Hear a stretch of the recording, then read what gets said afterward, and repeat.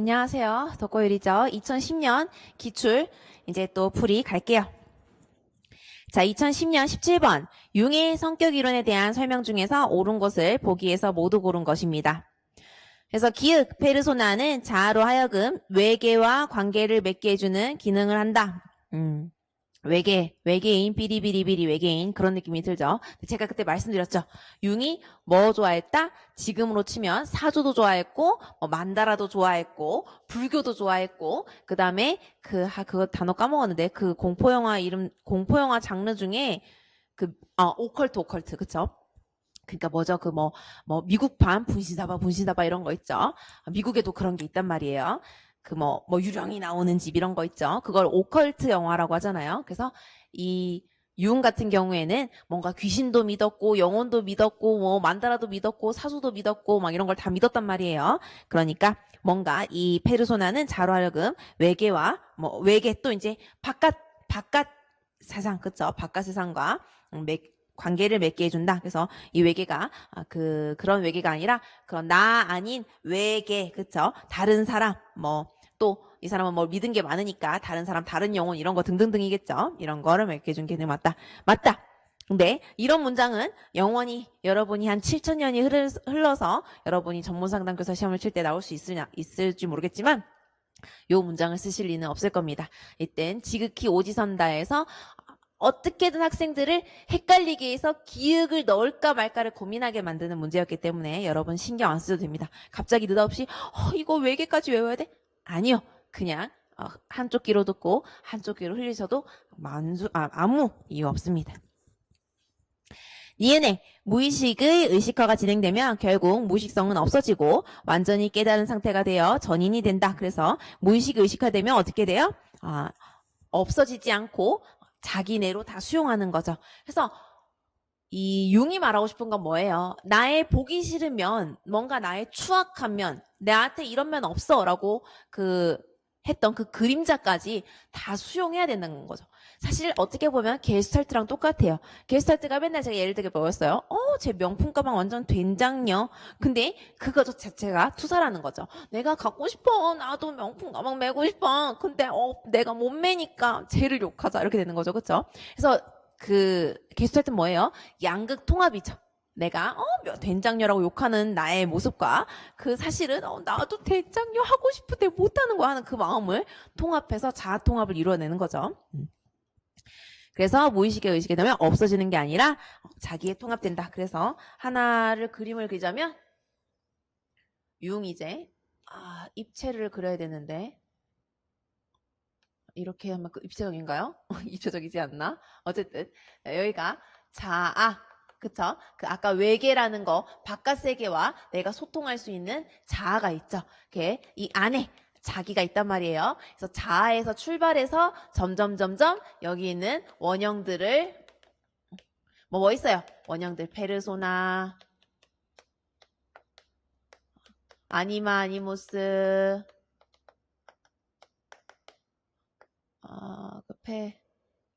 패자. 자기는 여기 있고, 그쵸? 그다음 그림자, 그쵸? 그림자. 등등등 여기 있는 이 원형들을 다 하나씩 통합 패스 시키면서 자기로 들어오는 것이 바로 무의식의 의식화가 되겠죠. 그쵸? 그래서 어떻게 외울 때에는 자기가 안에 있는 거를 외우려면 우리 자기를 안아줘야 되겠죠. 그쵸? 자기를 안아줘야 되니까 자기는 안에 있고 그쵸? 자아는 바깥에 있습니다. 자기는 안에 있다. 자아에서 자기로 들어가는 겁니다. 그래서 하나씩 맞아 내 그림자 그래 나 된장녀 되고 싶었다 수용 그쵸? 그 다음에 아니마니모스에는 아니마가 이제 아니마 어머니랑 비슷하죠. 그러니까 아니마가 여자가 갖는 겁니다. 그쵸? 그래서 여자가 아니마를 가져야 되겠죠. 그러니까 맞나요? 헷갈리기 시작하는데 아니마 여자가 가져야 되는 거 맞겠죠? 그래서 이제 아니마 아니모스를 또 이제 가지고 그쵸? 그래서 점점점 자기로 들어오는 거예요. 안 되겠어요. 아니마 아니모스.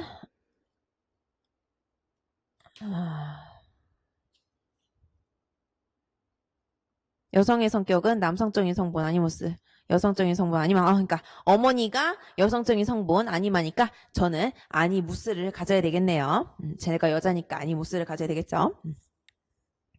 다음 디귿의 외향적 사고와 내향적 사고는 사고의 두 가지 특이한 유형으로 이 둘은 대립되는 별개의 것이 아니라 상보적인 것입니다. 그래서 밑에 제가 요 MBTI 구성 성분들 뭐 ESTJ라든지 INTP라든지 이런 거 넣어놨죠. 그래서 대립된 게 아니라 상보적인 것이다. 그 다음 리을에 언제나 융은 서로 상부에서 서로 같이 도와가는 겁니다. 그래서 대립하는 게 아니라는 거죠. 나중에 대립 원리도 있긴 한데 그거는 이제 문제풀이 때 한번 얘기를 할게요. 그래서 대립 원리가 지금 또 찝찝해서 말하는데 대립 원리가 있긴 한데 이 대립 원리는 뭐예요? 서로 이렇게 된장녀 하는 이러한 마음들이 있어야 갈등이 있어야 뭔가 정신적인 에너지가 생긴다는 거죠. 그쵸? 근데 만약에 내가 이런 대립되는 에너지가 없어서 정신적인 에너지가 없으면 뭐예요? 약간 좀 식물인간처럼 그러려니 바람이 지나가려니 그쵸? 어쨌든 아무 느낌이 없는 거잖아요. 근데 우리 사람들 보면 누구는 열등감이 있고 막 누구는 뭐 자격지심이 있고 누구는 막 성취욕이 있고 이런 거 하면 그런 에너지가 막 생겨서 그런 사람들이 성격이 만들어지는 거죠. 자, 그 다음 리을의 콤플렉스는 의식과 무의식의 구성 요소로서 특히 집단 무의식의 내용을 이루는 콤플렉스를 원형이라고 합니다. 맞죠? 그 다음에 미음의 중년기를 전환점으로 인생 후반기에는 자기의 방향이 내부로 향해서 자아는 다시 자기와 통합되면서 자아 출발해서 자기로 간다 그랬죠. 자아로 출발해서 자기에 통합되면서 성격 발달이 이루어진다. 그래서 맞는 것은 답 4번 기역디귿 리을 미음이 되겠습니다.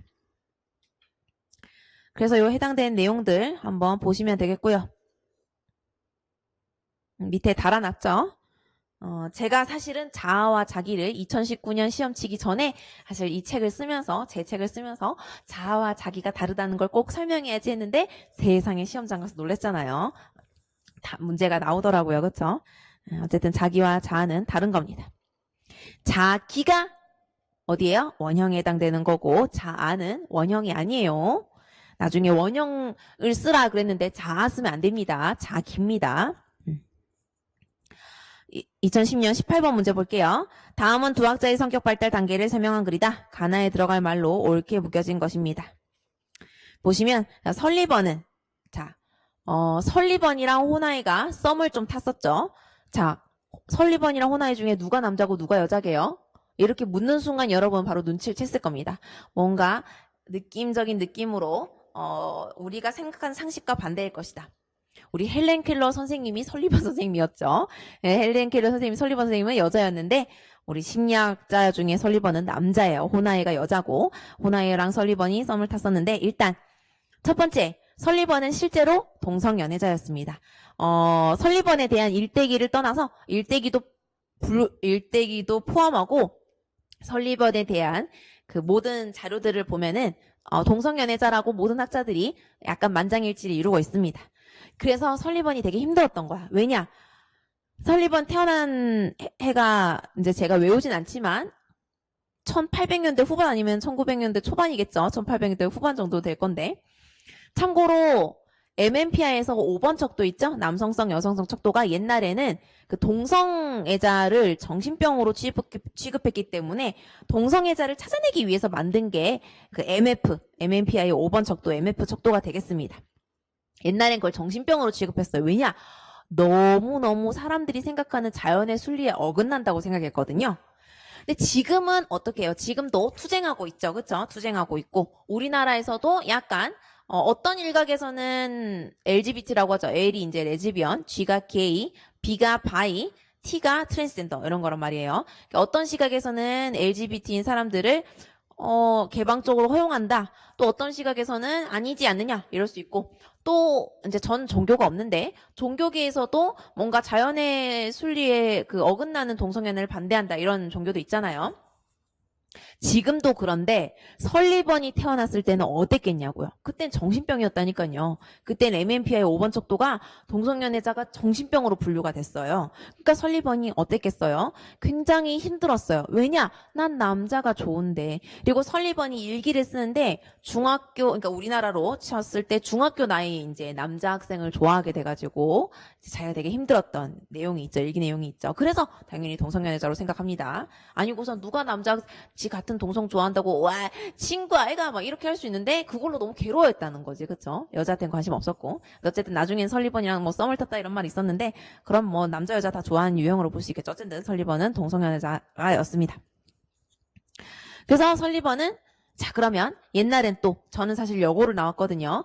1800년대 후반 1900년대 또 남녀 7세 부동성 물론 그건 우리나라 문화지만 외국에서도 남녀 공학이 없었단 말이에요. 그렇죠? 옛날에 지금 영국에서도 귀족학교는 남자 여자 고등학교 나눠져 있잖아요. 남자 고등학교 따로 있잖아요. 그렇죠? 그런 것처럼 그때도 남자 고등학교 여자 고등학교가 설립원 때 따로 있었는데 남자 고등학교에서 자꾸 막 어떤 남자애가 내 마음속으로 들어오고 쟤 때문에 심장이 뛰고 이러면 안 되는데 엄마 아빠한테 혼나는데란 마음 때문에 설립원은 사실 뭐가 심리적으로 성격적으로 문제를 일으킨다? 대인관계가 성격적으로 문제를 일으킨다. 이렇게 얘기를 했죠. 왜? 남고 갔는데 다 마음에 들어, 그쵸? 내가 저 여고 나왔어요, 참고로. 저 여고 나왔는데 여고를 갔는데 쟤도 너무 좋고 근데 그 좋은 게 그냥 우리 친구 아이가 이게 아니라니까요. 심장이 뛰고 수업 때 걔만 보이고 걔만 쫓아가고 싶고 걔한테 맛있는 거 먹이고 싶고 교사고 공부고 다 필요 없고 수능이고 다 필요 없고 난 쟤 없으면 죽을 것 같고 막 이런 거죠, 그쵸? 근데 그게 이제 여고면은 내 이상형이 많을 거 아니야. 여고면 숫자가 많은데. 근데 설리번도 이제 남학교에 다녔으니까 남자 숫자가 너무 많은데 막 이상형이 한 줄이 아니야. 그쵸? 그러니까 대인관계가 사람 성격을 만신창이로 만들구나 이랬죠. 물론 사실은 더 정확하게 얘기하자면 이제 이렇게 해서 여러분이 외웠으면 해서 대인관계 때문에 불안이 온다라는 걸 머릿속에 넣으려고 대인관계 얘기를 했는데 사실 설리번 어머니가 심각한 우울증이었고요. 설리번 아버지는 가정에 관심은 1도 미세먼지만큼도 없었어요. 아빠는 가정에 관심 없어. 엄마는 너무 심각한 우울증이야. 그러니까 얘는 근데 또 자기는 또 남자가 좋아. 남자인데 남자가 좋아. 그러니까 이 모든 인생의 불안은 다 뭐 때문이다? 대인관계 때문이다. 이렇게 얘기했던 사람이죠. 뭐하다가 이렇게 온 거예요? 저 설리번. 제가 잡소리를 많이 했네요. 설리번은 성격 발달을 자기의 진화로 생각하였다. 그가 제안했던 성격 발달의 7단계는 자기 체계가 거의 발달되지 않은 유아기를 시작으로 성역할을 인지하는 아동기, 가가 이루어지는 소년기, 자기 체계가 다소 안정되는 청소년 전기, 자기 체계는 혼란스럽지만 여전히 안정적인 청소년 중기, 친밀감과 애정 욕구의 통합이 이루어지는 청소년 후기, 자기 체계가 완성되는 성인기이다 라고 되어 있죠. 그래서 이때 오지선다 때에는 비열한 문제들이 정말 많았습니다. 정말 제 생각에는 이건 비열한 문제예요. 그렇죠? 그래서 그 뒤에 답안지 제가 갖다 붙여놓은 표를 보시면 세상에 가가 뭐였어요? 가가 이루어지는 소년기죠? 그래서 소년기 이루어지는 걸 보면 자아체계를 보면 요구통합과 내적 통제라고 되어 있죠. 그래서 이거는 그냥 생판 외우라는 내용이었고 제가 설리번을 정말 싫어하는 편인데 그 이유가 뭐냐면 일단 본인이 너무 특이한 케이스였어요. 어머니가 너무 심각한 우울증 장애였고 아버지가 정말 가정에 1도 관심 없는 되게 특이한 가정이었고요. 보통 가정은 그렇지 않아요. 우리가 생각하는 보통 가정은 아버지가 아이를 위해서 돈을 벌어와서 비록 아빠가 아빠 왔어 그랬더니 이제 아빠가 뭐 출근할 때 애기들이 그런다잖아요. 안녕히 가세요 이런다잖아요. 자기 집 손님 아니라고. 어쨌든 그러면 어떻게 해요? 아빠 마음이 난 네 아빠인데 안녕히 가세요라는 이러죠. 그렇죠? 그래서 보통 아빠는 아무리 엄마만큼 애를 못 보더라도 애기를 사랑하고 그쵸? 그리고 또 엄마는 보통 아기를 얻고 알았어 젖 먹고 싶어 이렇게 하는 게 보통 가정인데 그쵸? 설리번이 너무 특이했어. 엄마가 너무 심각한 우울증 장애였고요. 그 다음에 아버지가 집에 1도 관심 없었어요. 근데 또 이 사람도 특이하게 이제 남자인데 남자를 좋아하는 거잖아요. 근데 나는 왜 설리번을 싫어하냐면 자기가 너무너무 심각한 특이한 케이스야. 그쵸? 근데 이런 이론을 만들어가지고 이 칸을 이렇게 만들어 놨다는 거죠. 우리가 보고 있는 이 칸을 만들어 놨다는 거죠. 그래서 도대체 이렇게 칸을 만들어서 놓으면 우리가 시험 칠 때는 이걸 외워야 되니까 거지 같은데 도대체 이게 심리학의 역사의 성격에 얼마나 많은 우리에게 영향을 주느냐 이겁니다. 그 영향이라는 게 빅5라든지 아까 제가 말했던 코스타와 매클의 빅5, 오션이라고 하죠. 오가 이제 오픈마인드. 그다음에 어쨌든 뭐 빅5 영어 말하지 않고 성실성, 우호성, 신경증, 외향성, 그다음에 개방성 이렇게 5개죠. 그런 걸로 어떻게 사람을 보는 건 이해라도 할 수 있어. 그렇죠? 이해라도 할 수 있어. 저 사람 되게 외향적이네. 성격이 외향적이네. 저 사람 되게 마인드가 개방적이네. 우리 이런 말 되게 많이 하잖아요. 그쵸? 저 사람 되게 성실하네. 뭐예요? 사위 데리고 오고 이럴 때 다 성실성 보고 우리 그런 얘기 하잖아요. 수능의 점수는 이 학생이 얼마나 자리에 앉아서 성실하게 공부했냐를 척도다. 여러분 전문상담 교사 이 시험도 다 성실성의 척도란 말이에요. 신만이 외울 수 있는 이 많은 양을 인간에게 시키는데 그러면 이제 인간들끼리 싸움이 되는 거잖아요. 모두가 다 이걸 다 못 외우니까. 그쵸? 그래서 얼마나 주저앉아서 이걸 외웠느냐의 이 성실성을 척도로 보는 게 전문상담 교사 시험이에요. 여러분 어떻게 생각하세요? 내가 갑자기 잡소리를 하자면 전문상담 교사에 뽑히는 사람들이 과연 안 뽑힌 사람보다 인격적으로 훌륭한 사람들일까요? 그러면 저는 지금 전문상담 교사가 안 됐지만 물론 뭐 1차는 붙었지만 2차는 안 됐는데 어쨌든 제가 만약 안 됐다 치면 그러니까 제가 만약에 1차도 떨어졌다 쳐요. 1차 붙었지만 어쨌든 1차도 붙었다 칩시다. 물론 내가 인격적으로 완성된 사람은 아니야. 근데 내가 그러면 1차 만약에 if예요, if. 나 안 떨어졌어요. 1차에 떨어졌다 하면 나 그러면 나쁜 사람임? 내가 나쁜 사람이랑 떨어졌음? 아니잖아요. 그쵸? 몰라. 뭐, 또 나쁜 사람일 수도 있겠지만, 저도 잘 모르겠어요. 그쵸? 저도 저를 잘 모르겠는데, 제가 말하고 싶은 거는, 이게 성실성의 척도를 보는 시험이라는 거지, 누가 붙고 누가 안 떨어졌을 때, 여러분, 만약에 친구들 봐요. 친구들 중에도, 쟨 인간성 별론데인데, 열심히 공부해서 붙은 애가 있고, 쟨 참 사람 좋은데, 노력을 안 하더라도 떨어진 애가 있어요. 그쵸? 그러니까, 이제, 그런 걸로는 설명이 잘 돼. 그렇죠? 빅5로는 설명이 잘 돼. 성실성, 우호성, 그리고 우호성이 있어야 누구야, 지혜야, 뭐 많이 힘드니? 선생님한테 얘기하렴. 그렇죠, 그렇죠? 우호성이라는 게 우리 이 모든 반 아이들과 잘 지내고 싶어 한 건데 우호성이 떨어지면 뭐예요? 지혜가 왔어. 선생님 쉬려고 하는데 왔어? 상담? 이렇게 되는 거죠, 그렇죠? 그러니까 우호성, 성실성, 외향성, 신경증, 개방성 이런 걸로는 사람 성격이 설명이 돼. 근데 죄송해요. 제가 설리번 깔려고 하다가 이렇게 왔습니다. 그래서 욕 나오지만 이 설리번 칸 저 정말 별로 안 좋아하는데 외워야 되겠습니다. 그래서 이 설리번 칸을 한번 보면 답은 결국 소년기에는 욕구통합과 내적 통제, 시험 출제자도 나빠 이런 걸 문제 내는 거는 좀 난 의미가 없다고 봅니다. 그래서 뒤에 대인관계 경험을 보시면은 18개월이니까 한 살이죠. 12개월이 한 살이니까 한 살 반입니다. 그렇죠? 선악 양면을 지닌 엄마에 대한 두려움, 그다음에 부모의 돌봄에 완전히 의존적. 아까 제가 말했잖아요. 그 회피 애착. 이런 친구들도 회피애착, 혼란애착이죠. 혼란애착이 학대받았어. 엄마한테 두들겨 맞고 뭐 온몸에 멍이야. 하지만 한 살 반이면 엄마하고 가야 돼. 왜냐? 한 살 반인데 그 옆집 똑똑해가지고 아줌마 우리 엄마 너무 때려패. 말도 안 나와. 한 살 반이면. 그쵸? 말도 안 나오는데 엄마 너무 때려패. 네가 키워 나를 이럴 순 없잖아요. 그쵸? 그러니까 어떻게 때려패도 엄마한테 붙어야 되는데 어떻게 맞을 거 아니까 어떻게 하자 하다가 멍 때리는 게 바로 혼란애착이라고 했죠. 그리고 그 다음에 아동기 6세까지가 인간상을 형성하고 세상은 내 뜻대로 되는 게 아니다를 6세 때 깨닫네요. 세상을 내 뜻대로 안 되는 게 나는 한 20 몇 살 때 깨달았는데 빨리 깨닫네. 그 다음에 고립적, 의존적 악이 드러나고 그 다음에 부모가 지나치게 자신의 행동을 인정하지 않는다고 지각하면 악의적으로 변형을 합니다.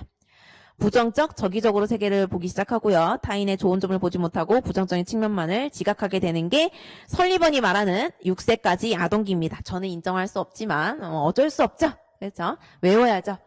설리번 이 사람 시대로 내가 돌아갈 수 있다면 이 사람이 절대 이런 기록을 남기지 못하도록 막을 겁니다. 어쨌든 기록이 남았으니까 외우도록 합시다. 욕하면서 외우는 거죠. 뭐. 소년기 보시면 대인관계 경험 보시면 사회와 협동과 경쟁, 통제 배움, 의존적. 그래서 뭐예요? 이 11세 때 우리가 어떻게 보면 약간 저학년이 되겠네요. 11세 때 만으로 쳤을 때에는 12세 우리나라 나이를 12세로 치면 초등학교 5학년이니까 초등학교 5학년까지는 어떻게 해요? 사회와 친구와 협동과 경쟁을 같이 배우고 이제 한창 운동회 때 어떻게 해요? 운동회 때 100팀, 1000팀 갈리면 나는 1000팀을 위해서 다 함께 이렇게 합동으로 박을 깨트리죠. 그렇죠? 줄다리기도 하고. 그러니까 협동과 경쟁, 100팀하고는 경쟁이잖아요. 그다음에 청소년 전기에 보시면은 동성 또래에 대한 강한 욕구. 왜냐? 11세에서 14세 우리로 치면 초등학교 5학년부터 중1인데요. 저도 초등학교 때 사랑을 했다. 그 노래 알죠? 그쵸? 저도 초등학교 5학년 때 처음으로 사랑을, 지금 생각하면 사랑이 아닌데, 좋아하는 남자가 있었어요. 그쵸? 그래서 동성 또래에 대한 강한 욕구, 순수한 인간관계 시작, 평등한 기회의 욕구가 생기고요.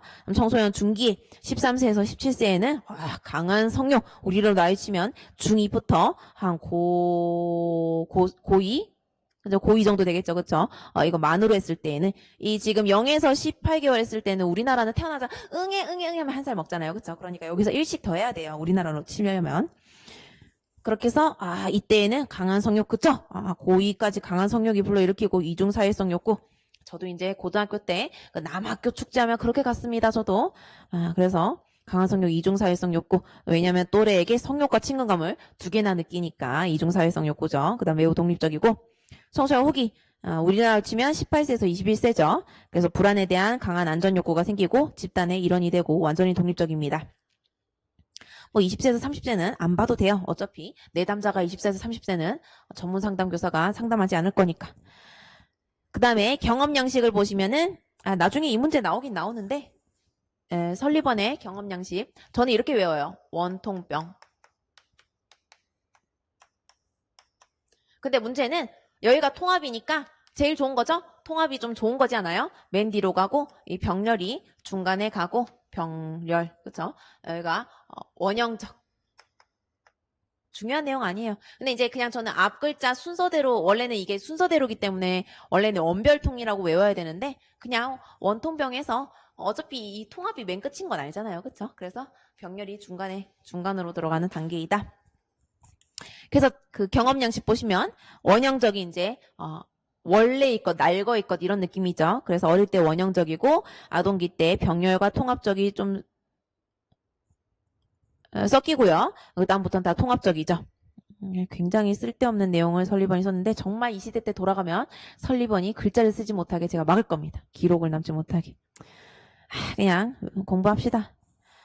그래서 제 생각에는 아동기 때 관련 대인관계 경험 있죠. 아까 그 뭐 세상은 내 뜻대로 안 되고 뭐 약간 악의적인 변형이 생기고 그쵸? 세계를 적의적 부정적으로 보게 된다. 이런 게 약간 특징적인 거라서 이것 좀 봐주시고요. 그 다음에 소년기에는 사회와 협동. 그래서 나이 보시면 8세에서 12세니까 한창 운동회 때 청백팀 할 때다. 그래서 협동과 경쟁. 전 주로 청팀이더라고요, 항상. 그래서 청팀과는 협동, 백팀과는 경쟁. 백팀이 좀 더 세련됐는데, 뭐, 띠를 해도 흰색이 더 세련됐는데, 난 왜 초등학교 때 계속 청팀이었을까요? 어쨌든. 그렇고, 그 다음에 청소년 중기 때에는 성욕이 생긴다. 그 다음에 청소년 전기 때 동성 또래에 대한 강한 욕구? 이건 설리번 지 얘기겠지. 어쨌든 근데 뭐 저도 여자친구들이랑 꽁짝꽁짝 잘 놀았으니까 맞는 말인데 이런 부분을 좀 보시면 되겠습니다. 그 다음에 이제 두 번째 동그라미에 머레이는 초기 유아기 때의 사건, 경험, 행동 양식에 초점을 맞춰서 유아기의 성격 발달을 5단계로 나눠서 설명했습니다. 그래서 5단계를 한번 뒤에 보시면 폐소 단계 앞뒤에 거 빼고 그쵸? 앞뒤에 거 빼고 앞뒤에 거 하기엔 맨 뒤에가 성기기가 있네요. 그쵸? 자, 5단계 1, 2, 3, 4, 5 첫 번째가 폐소 단계 제가 중요한 것부터 먼저 쓸게요. 자, 그 다음 두 번째 중요한 게 사실 이것보다 이게 더 중요하죠. 요도 단계가 더 중요하죠. 4단계 요도 단계 중요하고 그 다음에 이제 아까 그 기억나요? 프로이트 구함 남자 성이었죠. 그쵸? 이거랑 맞추려고 쓴 거 아니에요. 이 칸이랑 맞추려고 쓴 게 아니라 그냥 따로입니다. 분리되어 있어요. 맞추려고 한 거 아니에요. 그래서 구강기 이게 구함인데 발음을 항으로 해달라고 했죠. 그러니까 함으로 발음하되 항으로 써주세요. 항문기 그 다음에 남근기 이게 잔대 잠복기 여기가 성기기죠. 그쵸? 그런 것처럼 여기에 겹치는 게 두 개가 있어요. 그래서 여기가 구강 단계 항문 단계 마지막이 성기 단계가 되겠습니다. 그래서 제가 하고 싶은 말은 얘네들이 중요하다는 거죠. 왜냐? 나머지는 이미 프로이트가 더 유명하게 말했는데 뭘 더 뭐 중요하게 다루겠어요. 그쵸? 그래서 폐소 단계에서는 자궁안이 안전하다고 생각해서 폐쇄공포증 생각하시면 되겠습니다. 폐쇄공포증은 폐쇄된 거에 공포를 느끼지만 이 폐소 단계는 갇힌 게 좋아. 갇힌 게 좋아. 근데 우리 그런 거 있죠. 이거 전 세계적으로 아마 똑같은데 그 대부분의 아이들이 뭘 좋아해요? 구석탱이 좋아해요. 저도 어릴 때 막 집안에 막 이상한 우막 같은 거 쳐놓고 소파 벌려놓고 그 소파 사이에 그 뭐냐 이불 덮어가지고 우막 만들고 진짜 별 지랄을 다 했어요. 그쵸? 그래서 엄마가 맨날 그 우막 열어가지고 밥 넣어주고 그쵸? 무슨 감옥도 아니고 사식 넣어준 것도 아니고 우막 열어가지고 깍꿍 이러면서 밥 넣어주면 그 우막에서 밥 받아 먹고 그 어릴 때 이상한 짓을 많이 했어요. 그쵸? 근데 엄마가 이제 너는 왜 이렇게 구석탱이를 어릴 때 좋아하더라 이렇게 하면 그래서 막 그 가구 배치도 나를 위해서 일부러 공간을 만들어. 원래 이 가구 장롱을 두 개를 붙여야 되는데 내가 막 으악 막 해가지고 이제 그 장롱 두 개를 떨어뜨려서 또 거기에 또 움막을 나 혼자 만드는 거죠, 그렇죠? 이상한 짓을 많이 했어요. 근데 그게 보편적이래요. 세계적으로 전 세계적으로 아이들은 구석탱이를 좋아합니다. 그래서 폐소 단계. 내가 왜 이 얘기했나 했더니 폐소 단계 뭔가 이렇게 나만의 공간, 나만의 움막에 들어앉아서 아무에게도 방해받지 않은 뭔가 베이스 캠프, 그쵸? 방어진 이런 걸 좋아한다는 거죠. 그게 폐소 단계예요. 그래서 폐소 단계를 좋아하는 인간들은 자궁안이 안전하다고 생각해서 의존하고 공간 수동적, 그다음에 수동적 이렇게 지원자 있는 거죠. 과거에 친숙한 이렇게 안전 행동만 하는 게 있고 완전 이 폐소 단계 반대에 있는 애들은 이 폐소 단계 이게 움막 들어있는 애들에 반대된 애들은 어떤 거예요? 도피욕구가 있기 때문에 이 움막이 싫어, 그쵸? 그래서 여행 다니고 막 새로운 거 하고 이러는 거죠. 그래서 여행 다니고 새로움 추구하고 변화 추구를 하는 게 이제 폐소 단계가 되겠습니다. 그래서 폐소 단계가 여기 아까 움막이 아니라 자궁안 안전, 의존적이고 수동적이고 안전만을 찾는 친구들이 있고요. 완전 반대로 가게 되면은 뭐예요? 여행 좋아하고요. 새로움 좋아하고요. 변화를 좋아합니다. 일단 구강 단계에서 의존과 공격이 있는데 구강 단계에서 의존은 쭉쭉 빠는 거죠. 그쵸? 구강 쭉쭉 빠는 거고 공격은 하는 겁니다. 그쵸? 오는 거. 그래서 공격적인 행동, 언어적 공격. 그다음 거부는 이제 하는 거죠. 그쵸? 뭐 엄마가 밥 먹어야지 이렇게 하는 거죠. 그쵸? 그렇게 되면 다른 이에게 의존하기를 꺼리는 성격. 학문 단계에서는 보유하는 게 이제 응가를 보유하는 게 어떻게 보면 질서, 청결, 그다음에 약간 뭐 구두쇠, 고집 이런 게 되겠고 거부는 이제 막 싸지르는 거죠, 그렇죠? 똥을 막 싸질러, 그렇죠? 어떻게 해요? 공격성, 지저분하고 무계획적인 게 바로 학문 단계, 거부 단계가 거부형이 되겠습니다. 자, 요도 단계. 요런 말 처음 봤잖아요. 그쵸? 그래서 요 두 개는 처음 보는 거니까 중요하다는 거예요. 그래서 요도 단계에서는 지나친 야망,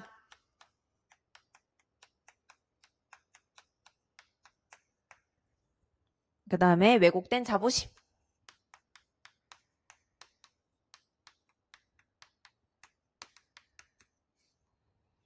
이기주의, 과시벽, 우리가 청소년 상담이니까 과시하는 친구들까지는 안 오겠죠. 그쵸? 이기주의인 친구들 올 수도 있습니다. 이게 요도 단계의 특징이 되겠습니다. 자, 그 다음에 2010년 20번 문제 볼게요. 가라에 맞게 각 이론의 주요 개념을 주장한 성격 심리학자들을 옳게 고른 것은입니다. 자, 이론의 주요 개념은 기대 강화 가치 모형, 그래서 누구누구의 기대 강화 가치 모형이에요. 로터의 기대 강화 가치 모형입니다. 그래서 로터죠. 심리적 욕구, 통제 소재. 그래서 이 학자는 그의 이론을 기본적으로 학습 개념 및 원리에 근거했고 성격의 기능을 설명하기 위해 네 가지 개념, 즉 행동 잠재력, 기대 강화 가치 심리적 상황을 제안했다. 그래서 한번 쭉 다 읽고 한 개씩 갑시다. 자, 이제 갑시다. 자, 로터의 기대 강화 가치 이론.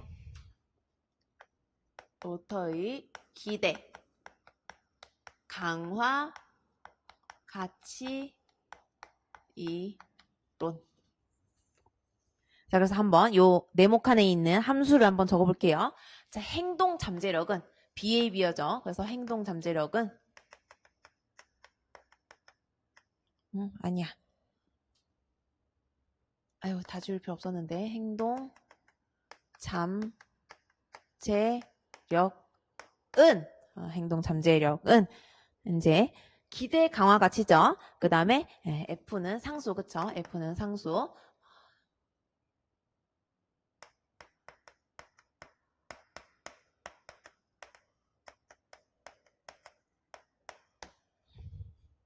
요렇게 되는 겁니다. 그래서 원래 이게 아주 정상적인 아이들의 내용으로 한번 읽어볼게요. 그 다음에 여기 플러스 공식 플러스. 이제 공식엔 실제로는 없어요. 근데 우리가 외울 때는 이게 들어가야 됩니다. 심리적 상황. 원래 공식은 여기로 끝나요. 그쵸? 여기로 끝나는데 우리는 이거 플러스 해야 됩니다. 이거 빼면 안 돼요. 자, 행동 잠재력, 뭐 행동하는 잠재력이죠. 그죠? 이건 설명할 필요 없어요. 자, 기대는 만약 우리가 주어진 상황에서 어떤 행동을 하면 어떤 보상이 따를 거냐라는 거죠. 그래서 기대는 보상이라고 생각하시면 되겠습니다. 보상. 자, 그러면 우리 걸로 예를 들어볼게요. 전문 상담교사 합격.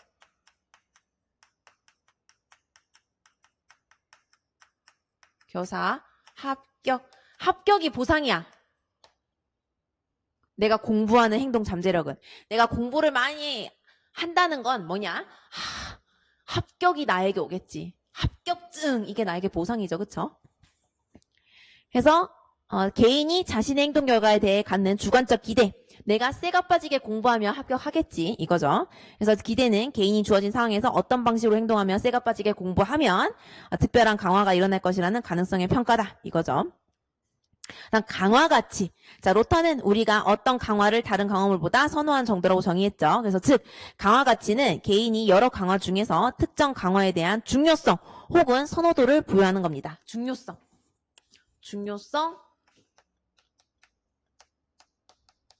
선호도. 중요성, 선호도. 어떤 게 있을까요? 우리가 교사라고 생각했을 때, 자, 일단 요즘 현 시대에서는 저 사람 공무원이래. 어머, 안정직이다. 뭐예요? 그 사람이 얼마를 받든 다 필요 없어. 공무원이란 건 이 험난한 세상에 안정직이라는 중요성이 있는 거예요. 그쵸? 또, 이제 편견일 수 있겠지만, 한때 여자가 교사면 100점짜리 며느리다 이런 얘기가 있었죠. 그쵸? 그러면은 남자친구가 여자친구 데려와서 부모님한테 인사드렸는데, 교사예요. 그러면, 어머나 세상에 교사야. 이렇게 하죠. 그쵸? 근데 만약에 교사만큼 돈 버는 은행원이라 쳐. 은행원이에요. 그러면 요즘 은행 많이 없어진다 그러던데 이렇게 하는 거죠. 그렇죠? 은행도 저기 임원까지 올라가야 60까지 다닐 거 아니에요. 은행 혹시 앞에 이거 돈 계산해 주시는 분 중에 60세 58세 돼가지고 아주머니가 하는 건 물론 있기야 있겠지만 잘은 없잖아요. 다 약간 젊은 분들이 있잖아요. 그쵸? 저도 대학생 때는 은행 가면은 다 언니였어. 그쵸? 근데 이제는 은행 가면은 다들 저보다 약간 동생이더라고요. 그쵸? 그런 것처럼 교사는 안정직이야. 그래서 이 교사라는 중요성과 선호도가 강화 가치가 되겠죠. 그러면 어떻게 해요? 공부를 쎄 빠지게 하겠죠. 그쵸? 공부를 쎄 빠지게 합니다. 쓰면 안 되겠는데 공부를 열공합니다. 열공합니다. 그래서 이 열공한 행동은 뭐 때문이다? 보상. 나에게 열공하면 합격이 올 것이다. 또 뭐야? 교사 됐다 그럼 사람들이 따봉 이렇게 하잖아요. 그쵸? 그러니까 여기죠. 그래서 이 심리적 상황이 또 뭐예요? 뭔가 만약에 예를 들어서 내가 지금 당장 빨리 돈을 안정적으로 벌어야 돼. 내가 예를 들어서 아파트 당첨을 됐는데 이제 돈을 조금씩 넣어야 돼. 그러면 심리적 상황이 내가 빨리 합격해서 이 번 돈으로 저기 조금씩 그 대출이자랑 원금을 좀 갚아 나가야 되는 상황이야. 그쵸? 이런 심리적 상황이죠. 이걸 이제 우리로 예를 들었고요. 자, 우리 말고 이제 우리는 아픈 아이들로 예를 들어야 되겠죠. 아픈 아이들. 그러면 여러분 이게 우리로 예를 드는 건 이해가 됐죠? 근데 항상 긍정적인 내용은 시험에 나오지 않아. 부정적인 애들만 나옵니다.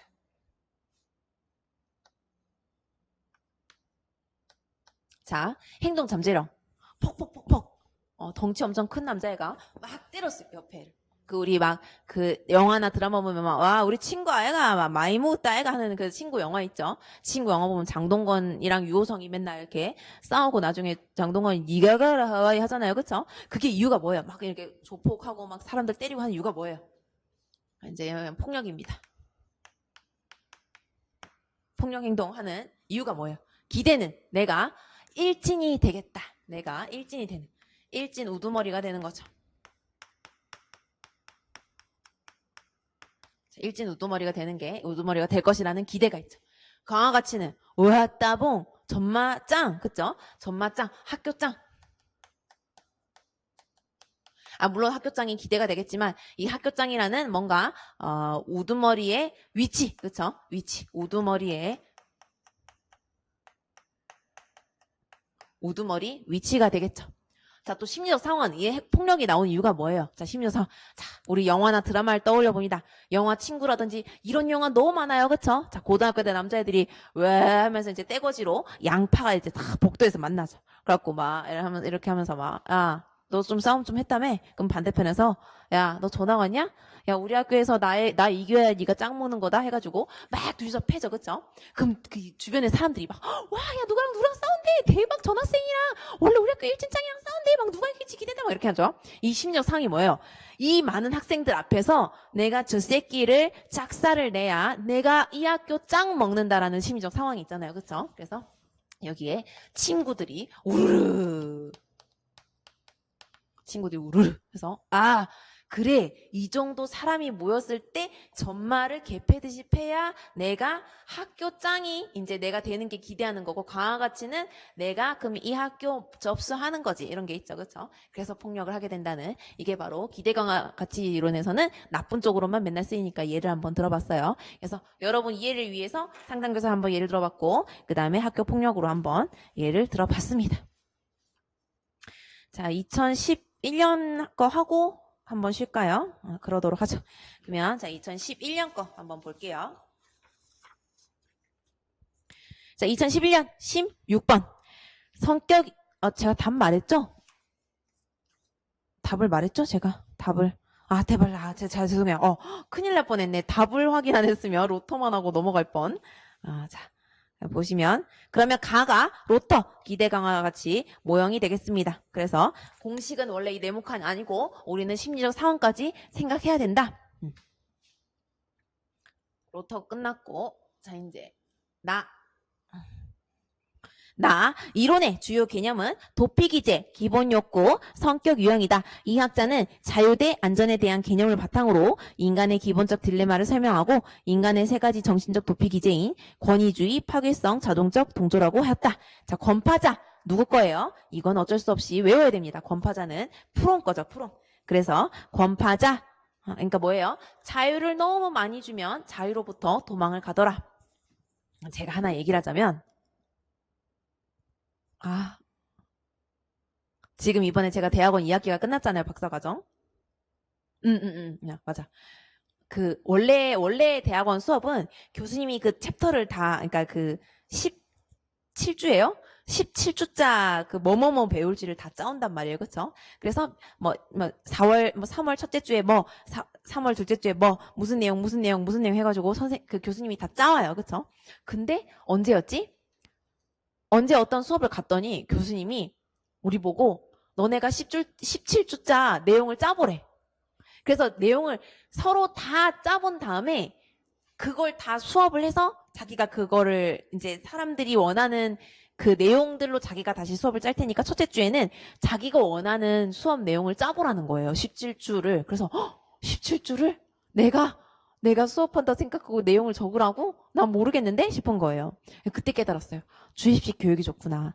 저도 주입식 교육 세대니까 교수님이 막 앞에서 이런 내용 뭐 어떠고 저쩌고 해가지고 나중에 가서 뭐였다고? 그러면 들은 것 중에 기억나는 걸로 뭐 이렇게 대답한 게 좋지. 너네가 원하는 식으로 한번 수업을 17줄 짜봐. 그러면은 이게 더 많은 공부를 하게 되더라고요. 왜냐? 한 주차 하려고 내가 뭘 알아야 그 주차 내용을 뭘 할지 쓰지, 그쵸? 그래서 자유가 무섭더랍니다. 그래서 내가 그때서 교수님이 17주 차 공부 수업 내용을 쓰라고 했을 때 프롬의 권파자 정말 자유로부터 도피를 하고 싶구나 이런 생각했죠. 그래서 이건 프롬. 다 이론의 주요 개념은 기본 불안, 신경증 욕구, 신경증 경향성, 세 가지 자아 등이다. 이 학자는 사회적 힘에 의해 형성되는 불안을 처리해야 할 기본적인 인간 조건으로 봤고요. 기본 불안을 처리한 데에는 방어적 태도, 즉 신경증 욕구로 보았습니다. 그래서 이 사람은 호나이죠. 신경증 욕구, 신경증 경향성, 이거 호나이라고 하는데, 자, 우리가 한번 신경증 경향성 한번 느낌적인 느낌을 잡으려고 호나이를 보러 가보겠습니다. 자, 제가 아까 그 잡소리를 했던 이유는 설리번이랑 호나이가 썸을 탔다는 이유는 일단 설리번이 의외로 그 켈렌 켈러의 설리번 선생님처럼 여자가 아니라 남자였고, 남자였는데도 불구하고 남자를 좋아한 남자였다 이렇게 얘기를 했죠. 그래서 이 설리번이랑 호나이가 우리 상식으로 썸을 타려고 했으면 호나이가 여자겠죠. 자, 호나이 얘기를 해드리자면 호나이가 거의 여자 의대생 거의 1호입니다. 1호.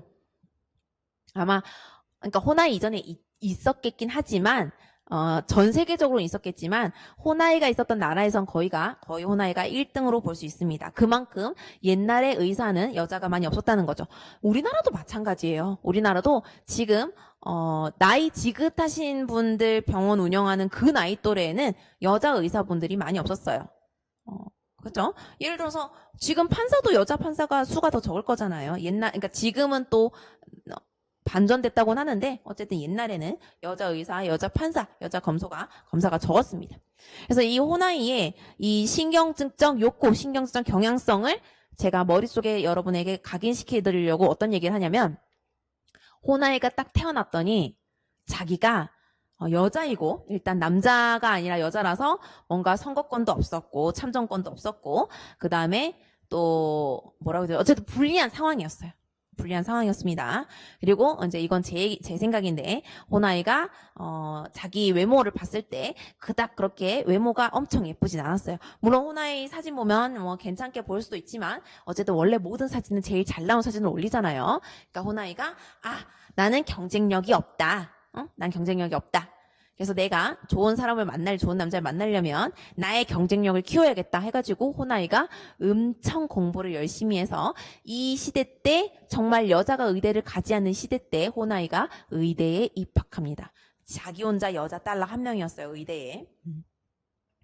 그래서 이제 이 호나이의 내용을 보시면 이 신경증적 성격 이론이라고 하죠. 뭔가 신경질을 부린다면 왠지 이제 편견이긴 한데, 그러니까 제가 항상 여러분에게 외워드리려고 할 때에는 사회 문화적으로 안 좋은 말을 할 때가 있어요. 그렇죠? 뭔가 편견적인 요소를 심어줄 수 있는데 저는 여러분을 위한 강사지 우리가 사회 문화적으로 제가 공인이 아니잖아요. 그렇죠? 그렇기 때문에 외우기 쉬운 쪽으로 저는 말씀드리고 싶습니다. 그래서 여자가 신경질을 더 잘 부리는 것 같다라고 말을 해도 여러분이 그냥 제가 개떡같이 말해도 찰떡같이 알아들어 주세요.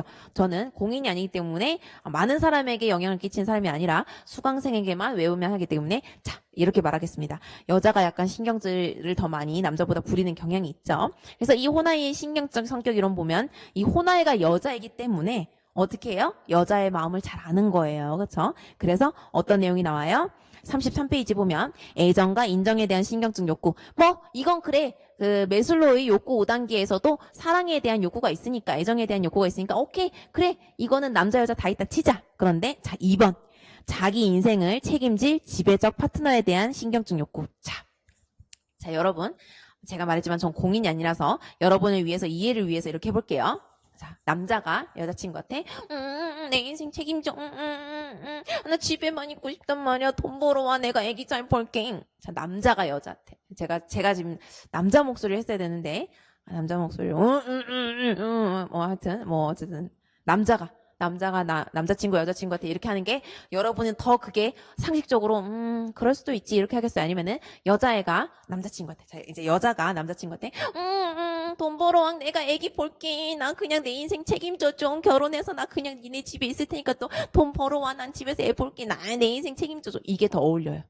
그러니까 사회 문화적 편견이 있을 수 있지만 외우기 위해서는 호나이가 여자니까 뭔가 여자가 남자한테 내 인생 책임져 이러는 게 좀 더 어울리잖아요. 그렇죠? 그러니까 호나이가 여자라서 여자 마음을 기똥차게 알고 자기 인생을 책임질 지배적 파트너에 대한 신경증 욕구 이런 걸 얘기한 거죠. 그 다음에, 이제, 이 신경증적 성격을 한번 볼게요. 몇 페이지 보시냐면, 39페이지? 39페이지? 아니요. 신경증 경향성. 아니, 어쨌든 그래서 요런 요거들을 제가 요 표를 제가 붙여놨나요? 아, 요 표를 안 붙여놨네. 제가 그러면 지금은 제가 안 붙여놨거든요. 제가 여기에 표 참고라고 적어놓을게요. 지금은 안 붙여놨는데 그 제가 만든 표 있죠? 사람에게 다가가는 성격, 아니면 사람에게 이렇게 멀어지는 성격, 아니면 사람을 공격적 성격, 요런 게 있습니다. 그래서 요 표들을 제가 붙여놓을 테니까, 거기에 보면 신경증 욕구, 신경증 경향성이 다 있어요. 이거 보세요. 제가 이 표를 왜 다 없앴을까요? 내가 내용이 너무 많아져서 좀 없앴나 봐요. 그래서 신경증 욕구, 신경증 경향성 하면, 뭔가 여자 쪽에 어울리는 것 같다. 근데 학자 중에 여자가 얼마 없어요. 그러니까 호나이라고 생각해 주시면 되겠습니다. 근데 이렇게 지금 설명드리는 건 사실 오지선다를 위한 시험인데, 우리는 그런 것보다 아까 제가 말했던 그 4829 얘기했죠. 4개, 2개 기평 나오고 8개, 9개가 이제 서술형이 나와요, 시험. 그래서 우리는 요런 느낌적인 느낌으로 찍는 게 아니라 그 내용, 칸이 이렇게 질러져 있으면, 관생통제 여기 있으면, 관생통제 있으면 여기 부분도 무조건 외워주셔야 된다. 여기 부분을 외워야 68점을 받고 여기 부분만 외우면 12점을 받는다라고 얘기했죠. 지금 설명을 하다 보니까 너무 약간 오지선다 찍는 쪽으로 설명을 하고 있어가지고 제가 약간 여기에 휘말리네요. 그렇죠? 라의 이론의 주요 개념은 특질이다. 이 학자는 특질을 다양한 종류의 자극에 같거나 유사한 방식으로 반응할 경향 혹은 사전 성향이라고 한다. 이 문장 여기 보면 다음에도 계속 나오는데 되게 좋아하더라고요. 그래서 이게 올포트입니다. 그래서 사전 성향. 그래서 사전 predisposition, 그쵸? predisposition. pre가 이제 그 전이니까 disposition이 성향, 그 전 성향, 어쨌든 사전 성향. 되게 한글로도 이해가 안 되는 말인데 왜 이렇게 이 출제자들이 이 문장을 좋아하는지 모르겠어요. 그러니까 사실 사전 성향이라 함은 우리가 이해하기에 만약에 지금 이제 여름이 오죠. 빠지 가자, 빠지. 빠지 알죠? 그 왜 그 웨이크보드 타고 막 놀이기구들 그 물 강에서 타는 거잖아요. 그러니까 물놀이죠. 물 체험 이런 거죠. 아니면 캐리비안 베이라든지 이런 거 등등등이 있죠. 빠지 가자, 빠지 캐리비안 베이에 가자 했을 때 이 사전 성향이라는 게 어떤 애는 듣자마자 싫어. 나 남 앞에서 수영복 입는 거 싫어. 나 물 다 젖는 거 싫어. 나 그런 거 너무 싫어. 이런 친구가 있고 또 어떤 친구가 빠지 오션월드 이렇게 하는 친구들이 있죠. 그쵸? 저는 그 오션월드나 빠지를 좋아하는 사람이 물을 엄청 좋아해가지고 그러니까 전 체험적인 걸 좋아해요. 전 외향적이니까. 그러니까 이 사전 성향이 그런 거랍니다. 말을 했을 때 재밌겠다. 아니면 싫어 이렇게 한 거죠.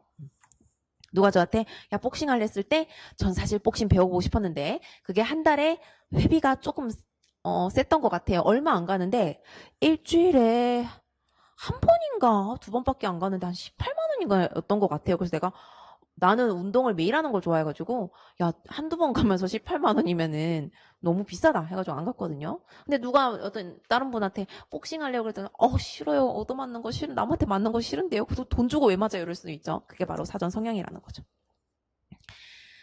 그래서 답은 3번.